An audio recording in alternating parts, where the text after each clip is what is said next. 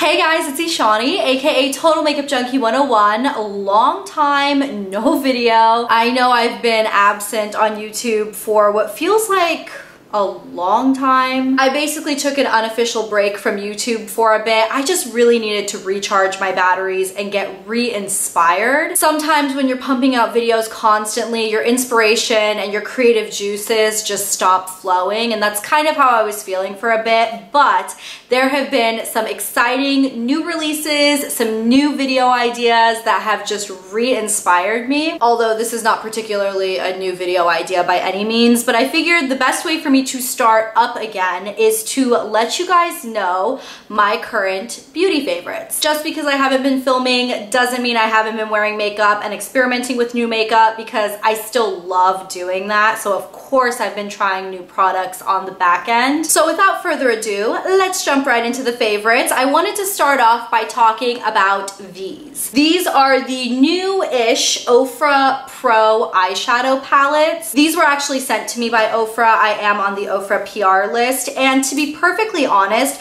when I first got them, they have like a full matte palette, and then there's also this like full shimmer, or I believe they call it like their diamond eyeshadow palette. When I first got them, I wasn't exactly sure what I was gonna think of them. I felt like the assortment of colors were kind of random. Both of the palettes have warm and cool colors, as well as a bunch of neutrals. Shockingly, I've been reaching for these palettes a lot. I have a couple of these on my eyes today. I have this color on the inner portion of my lid. This color is all over my lid, and then I use this color on the inner corners. And then I accented the look with a bunch of shades from this matte palette. I have this color through my crease and transition. I also use this color in my outer corner. This one here is my brow bone highlight. The eye look I have on today is just using these two palettes. I honestly haven't heard very many people talk about these, but I would say the quality of them is impeccable.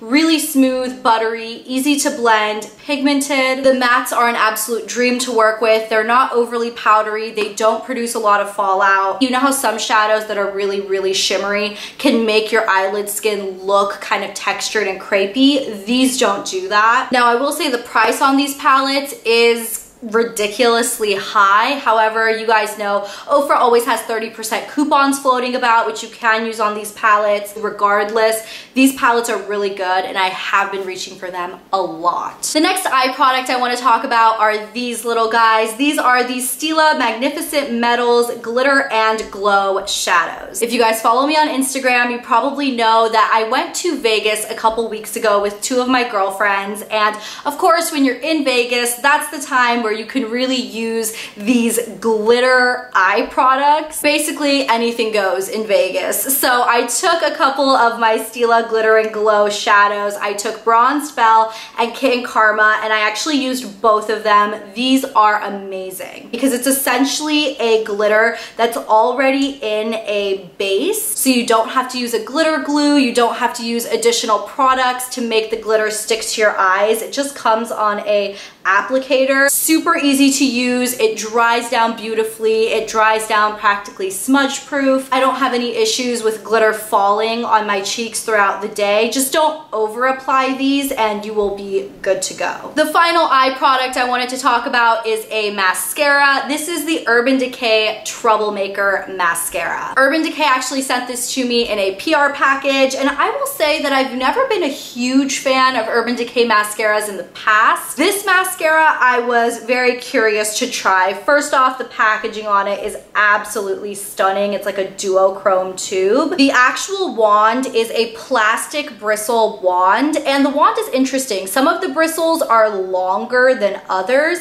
and there aren't bristles all the way around the wand. It's only got bristles in like certain areas with like big gaps, and it almost seems like the mascara itself has little fibers in it. So for all of those reasons, I really wasn't sure if I was going to like this mascara, but I will say I love it. It gives my lashes length, volume, it holds a curl, it claims to make your lashes big, bold, and this formula claims to be sex proof. I'm sure I wasn't the only one who was a little confused when I heard the words sex proof as a claim. It claims to be basically like sweat and humidity proof and hold up in hot and heavy situations. I'm not just making this up. This was actually on the PR pamphlet. I haven't had an issue with it flaking on me, so you know, it's a great mascara, and in terms of the sex proof claim, you take that for what you will. Let's talk about some lip favorites. First off, I wanted to talk about these new Anastasia Beverly Hills matte lipsticks. This was a new launch from Anastasia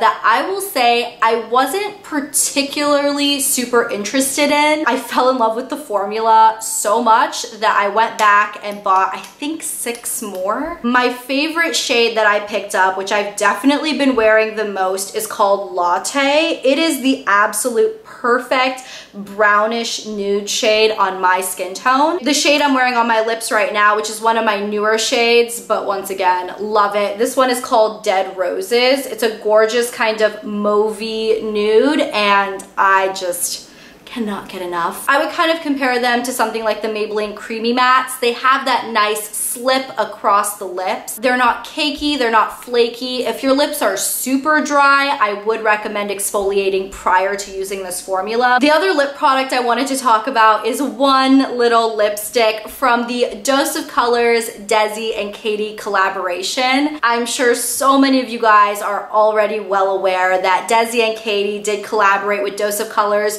to make this beautiful collection. They had an eyeshadow quad, a couple of highlighters, a bunch of lip products. This was actually the only lip product I picked up from the collection. It is their lipstick. I believe it's just like the normal, I don't know, satin finish lipstick in the shade More Creamer Please. It's this really, really unique, warm toned nude. I feel like most of the nudes that I've seen are either really neutral or they lean kind of pinky or peachy. This one is just like, it kind of looks like a stick of concealer, if we're being real. And it's absolutely gorgeous. And this formula is so nice. Super, super smooth, lasts a decent amount of time. This is more of a like satin creamy finish lipstick, so it's not going to last as long as even these Anastasia matte lipsticks, but for a traditional lipstick it has good staying power, and I love it. Let's talk about a couple of face products. So first off, I want to talk about this. I suppose this is kind of like a skincare product, but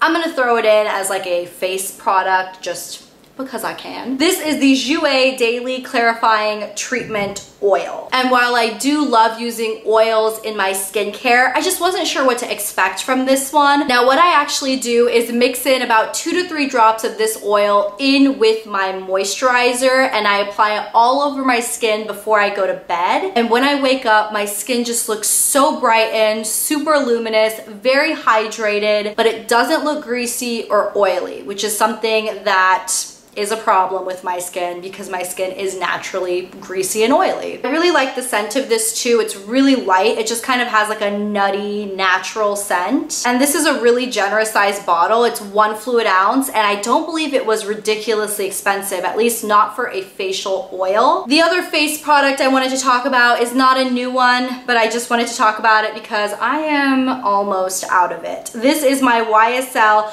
Touche Eclat Blur Primer. I don't know if you guys can see, I just have like some of it because it was kind of laying like this in the little bin in front of me, but I kind of have some of the primer here. But for the most part, this jar is pretty dang empty. I use this primer every single time I apply foundation. It is my absolute favorite. It makes your skin super, super smooth. It is one of those kind of silicone-y based primers that makes your skin feel extra silky. It does help my makeup last longer, look more flawless going on. I really love it. Next up, I wanted to talk about a couple of cheek products. This is another oldie but very, very goodie, and the reason I wanted to talk about it now is because I actually did hit pan on this product last month. This is the MAC blush in Gingerly. This is my favorite blush of all time, and how sexy does that pan look? Can we just, ooh, beautiful. This is the blush I'm wearing on my cheeks right now. It's actually the only blush I've reached for in the past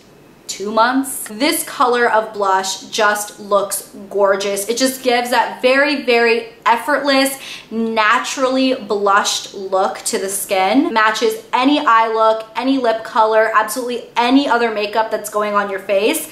This will match it. In terms of a highlighter, this is the Jouer powder highlighter in Skinny Dip. I will say this is the only highlighter I took with me to Vegas. You can even see the little like dents from my brush in it. This is the highlighter I'm wearing on my skin right now. I will say this highlighter is no joke. If you guys want an insanely, blindingly bright highlighter, one that goes from 0 to 100 within just one little tap in the pan, this is what you want. This is the most gorgeous. It's kind of like this duochromy golden peach, but the formula is so smooth on it that it doesn't actually emphasize pores or fine lines. It's beautiful, and I don't know if this shade is limited edition because I know it came out in Jouer's summer collection, but I'm hoping they still have it around, and if they do, grab it before it's gone. It is just phenomenal. Alrighty guys, now let's go ahead and discuss a couple of flops that I have. These both happen to be lip product flops, and the reason I didn't like both of these lip products is because of their formulas. First off, I wanted to discuss the Too Faced Melted Latex Liquefied High Shine Lipsticks. And you guys know that I really do love the Too Faced Melted Liquid Lipsticks, like the matte ones that come in a very similar packaging. However, these melted latex, these are basically a very, very opaque, very, very thick, sticky lip gloss. If that's what you're looking for, you will really like these. This formula it basically goes on like honey. It's so thick and opaque and glossy. When it starts to fade, it's not really the cutest. The darker and brighter shades, I've noticed, will start to bleed in the lines around my lips, so I usually have to use these with a lip liner. And then of course my hair will get stuck to them. They'll kind of smear if I accidentally touch my mouth. I don't think there's anything wrong with the formula. I think this is the formula that Too Faced wanted to create, but it is a formula that I personally don't like in my lip products. Now this next formula, I actually need your guys' help with. This is a formula that has been receiving either love rave reviews or just absolute hate. This is the Maybelline Superstay Matte Ink. So first off, these go on, they have really good coverage for the most part. However, some of the shades go on really patchy. So this shade in Believer, which I think is a gorgeous kind of purpley berry, and this shade in Heroine, which is a reddish orange, both of these go on patchy on my lips. It never really dries down. It stays